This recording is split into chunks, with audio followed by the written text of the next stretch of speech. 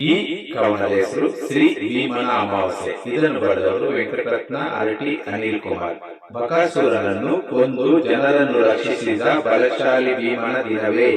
ಶಿವನು ಪಾರ್ವತಿಯನ್ನು ತನ್ನ ಅರ್ಧಾಂಗಿಯಾಗಿ ಸ್ವೀಕರಿಸಿದ ಸಂಕೇತವೇ. ಆಷಾಢ ಮಾಸದ ಅಮಾವಾಸ್ಯೆ ಎಂದು ಭೀಮನ ಅಮಾವಾಸ್ಯೆ ಆಚರಿಸುವೆ. ಮುತ್ತೈದೆಯರು ಗಂಡನ ದೀರ್ಘಾವಧಿ ಆಯುಷ್ಯಗಾಗಿ ತಿಳಿಸುವ ಮಹತ್ವವೇ. ಮಹಿಳೆಯರು ಮನೆಗಳನ್ನು ಸ್ವಚ್ಛಗೊಳಿಸಿ ರಂಗೋಲಿ ಹಾಕಿ ತೋರಣ ಕಟ್ಟುವೆ. ಸಂಪ್ರದಾಯದಿಂದ ಕುಟುಂಬದ ಕ್ಷೇಮಕ್ಕಾಗಿ ಪಾದ ಪೂಜೆ ಮಾಡುವೆ. ಪತಿಯ ಪಾದಗಳನ್ನು ತೊಳೆದು ಅರಿಶಿನ ಕುಂಕುಮ ಹಚ್ಚಿ ಆರತಿ ಬೆಳಗುವೆ. ಪರಸ್ಪರ ಗೌರವ, ಪ್ರೀತಿ, ನಂಬಿಕೆ, ಬಾಂಧವ್ಯವನ್ನು ಗಟ್ಟಿಗೊಳಿಸುವೆ.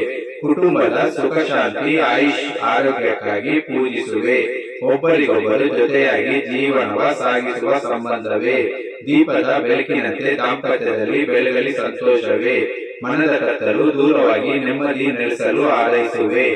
ಪತಿ ಪತ್ನಿ ಒಗ್ಗಟ್ಟು ವಿಶ್ವಾಸ ಹೆಚ್ಚಾಗಿ ಬದುಕುವೆ. ಭಕ್ತಿಯಿಂದ ಬಾಂಧವ್ಯದ ಬೆಸುಗೆ ಬೆಸೆಯುವ ಪಯಣವೇ. ಮನೆ ಮನೆಗಳಲ್ಲಿ ಸಂತಸ ತುಂಬಿ ಭಗವಂತನ ಕೃಪೆಗಾಗಿ ಕಾಯುವೆ.